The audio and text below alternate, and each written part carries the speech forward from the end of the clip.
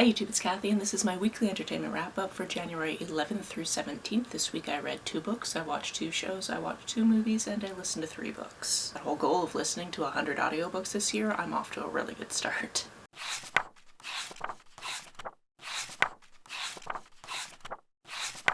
The first book that I read with my eyeballs this week was Bright Eye Burn. This is a book that starts out in the late 1200s in Ireland and then progresses through the next 50 or 60 years. And it's about this character whose father owns an inn and also lends people money, and then she eventually inherits that business. Also, she was quite young when her mother died, and we'd come to learn that she thinks that her father was responsible for that. And then this is just a book of her going through the different husbands she has throughout the years and how they tend to pass away before she does, and just her different machinations and schemes. I felt that on a line-by-line basis this was written well, although I don't really know how I feel about this plot structure. But that being said, I did keep reading because I kept wanting to know what was going to happen with this next husband. What was he going to be like? Were we going to have to get rid of him as well? And then ultimately, is she going to get revenge on the man who definitely wants to see her go down? The other book that I read with my eyes this week is Coffeeshop in an Alternate Universe. This is about 2 different characters. It's dual point of view. One of them is Brenda. She is from a version of LA that is very much like our own. She goes to high school, she's in lots of extracurriculars, she's really trying to add things to her resume because she has a 19-step plan on how she's going to eventually one day be able to save the world.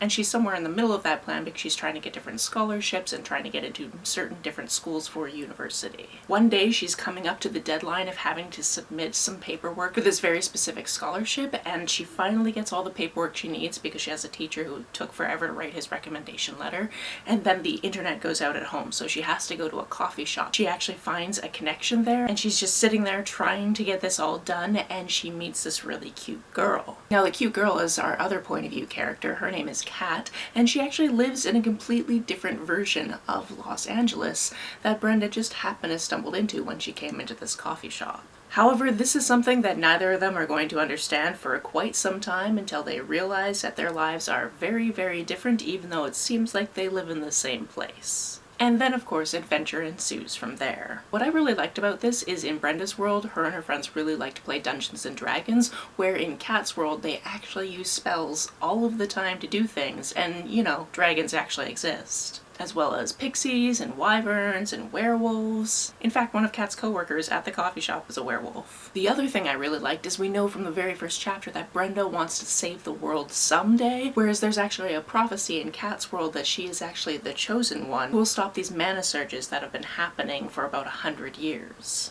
However, that likely means that she is going to die for this cause, as did her mother. This was cute. It obviously had a lot of juxtaposition between the different ways that these people live their lives and how they go through their lives and their opinions on certain things, but also it's just them being really cute and being like, hey, I've not really made any time for dating before, but I would like to date this person, even though it's pretty difficult to actually get to where she lives. As for the shows I watched this week, I watched the first series of Bancroft. Now, when the show started out, and the first series is just 4 episodes, I was a little bit confused as to why the show was called Bancroft, because we were following a different police officer with a different name who just kind of looked up to and eventually wanted to work on the team of somebody with the last name of Bancroft. And then near the end of the first episode, you definitely figure out why the show is titled after that character, because the character that we're following has actually been given this task of going through all of these cold cases. And the first one she picks up is from 27 years ago, and it turns out that Bancroft actually worked on this case. It was her first dead body case, back when she was at the bottom of the ranks in the police force. And also, as the episode goes on, you come to realize that maybe she had more to do with this case than just finding the body. I actually had to stop myself from going right into the second series, which I think is also only 4 episodes, because there is no more after that, and I did want to stretch this out over a couple of weeks, but I found this really interesting, and it's going to be fascinating to see where it goes from here, especially with what happened in that last episode. As for Jet Lag the Game, I watched the 5th episode of the 16th season, which again doesn't come out on YouTube until Wednesday, so I can't really tell you too much, other than the fact that we finally have a contestant who has gone to a different country in the UK, which is something you learn at the end of the last episode, so I don't feel too badly telling you about that. Again, this is just a really fun show because I get to see pretty places that I eventually will want to travel to. Sometimes I add places like this to my map for later travels. And it's just really fun to see how people play the hands that they are dealt and use the different tools to try to find people in an entire country. Or quartet of countries, as the UK would be. As for the movies I watched this week, the first one is one that I had never seen from 1990, and that's Bowfinger. Now, the titular character in this one is played by Steve Martin. I think he also wrote this movie, and he's playing this guy who heads his own international film studio, except for they haven't really done anything. You can tell this studio's been open for quite a while, but it doesn't seem like they've had a script in quite a while, and he finally reads a script that he really, really likes, and he decides this is the one that he's going to want to sell to one of the big production companies in Hollywood. So he gets himself together, he finds out where one of these executives is going to be, he figures out how to get the table right next to him, and is basically like, oh yeah, the hottest star in Hollywood right now is definitely interested in this movie, and you know, wouldn't it be great if we could get this made? And then the guy's like, okay, well, if you get Kit Ramsey to sign on for this movie, then I think that we can do this movie, knowing full well that Kit Ramsey is not going to sign on for whatever this weird guy is talking about. But then Bowfinger decides, what if we make this movie, but Kit Ramsey, played by Eddie Murphy, doesn't know he's in it? It turns out that there's only 6 scenes in this movie that Kit Ramsey has to be in, and they figure out ways to film these scenes with the actors just going in and acting around him, and the actors think that he's in on this, and he's just like one of those actors where it's like, I refuse to do more than one take, we're going to do this on my schedule. He's like, you know, he's way up there, so he's eccentric. Meanwhile, the film they're making has to do with aliens, and he actually has this weird phobia where he thinks aliens might actually be a thing. In fact, he goes to this institution called Mindhead, which reminds me of a church of sorts that definitely has a celebrity center in Hollywood. I don't want to say the name because I don't want to get in trouble, but I think you know which one I'm talking about. And this film definitely makes fun of that type of stuff, which I appreciated. Needless to say, the idea of people making a film with a movie star who doesn't know he's making the film, very funny to me. The other movie I watched this week is 28 Days Later, because apparently 28 Years Later just came out in theaters and my roommate wanted to go see that, so she wanted to rewatch this. This is a movie I originally would have watched around the time it came out, which was about 2002, and then I probably watched it again about 5 years ago because, like I said, my roommate really likes this movie, she really likes zombie movies. And of course, I'm pretty sure that this came out before the comics for The Walking Dead came out, which makes me go, did The Walking Dead rip off the opening to this movie? They might have. In any case, if you've never seen it before, this one is set in London, and there's been a apocalypse of sorts. People are turning into zombies, but not like slow shambling zombies. These zombies can run. And this guy wakes up in a hospital after an accident, being like, what's going on? Where is everybody? He eventually finds some people, they take him in, tell him what happened, and it goes from there. There are definitely characters in this movie to be very mad at for the choices that they make, and that's all I'll say on that. As for the books I listened to this week, the first one is Let This Radicalize You. This is a book that is very good for if you want to be an organizer or an activist, or even if you're just a political hobbyist and you're trying to keep up with all of the things that are happening in the world right now, and you want to take that step between just being the person who knows about these things to actually doing things about these things. Like I've mentioned before, I often shoot these videos first thing in the morning before I've even had coffee, so I'm sure that sentence wasn't my greatest creation of all time, but here we are. And this is basically an activist toolkit written by people who have been in the field for a very, very long time, and I think that this is a very valuable resource if you're planning on organizing anything in the future.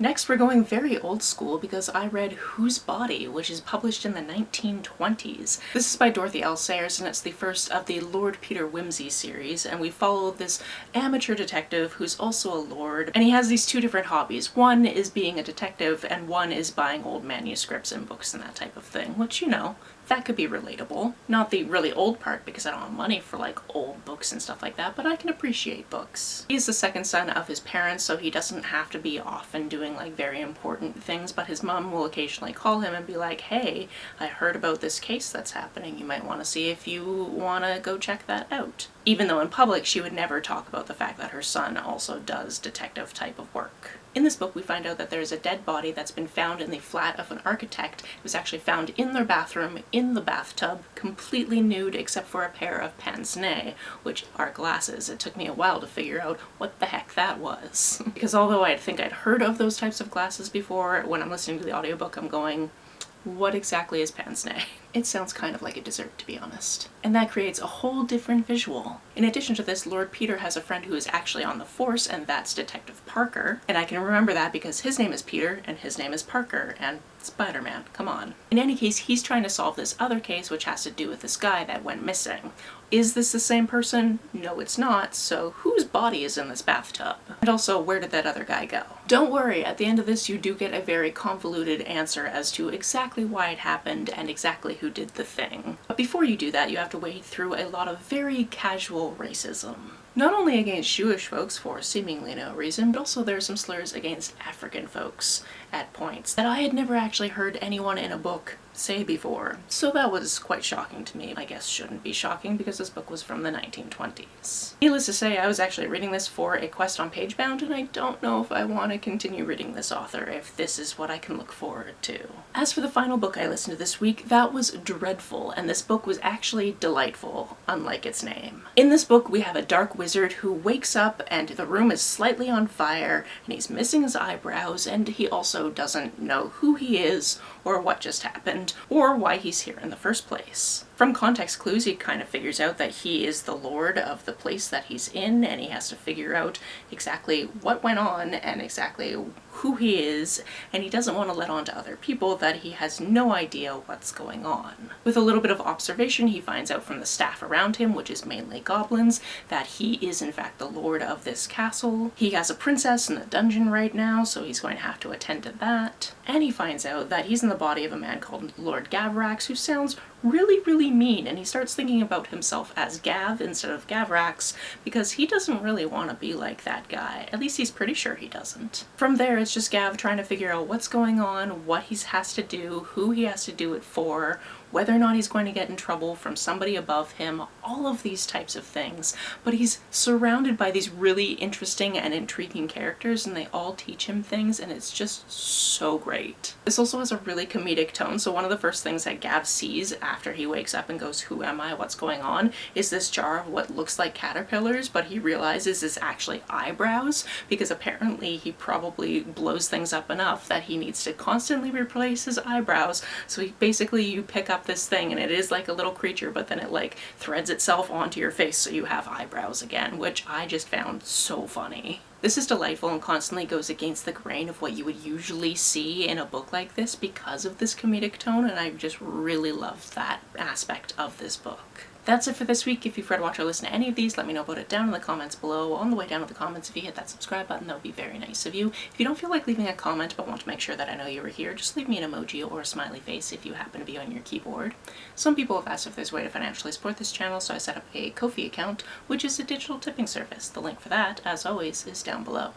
You can like and share this as you see fit, and I will see you very soon. Bye!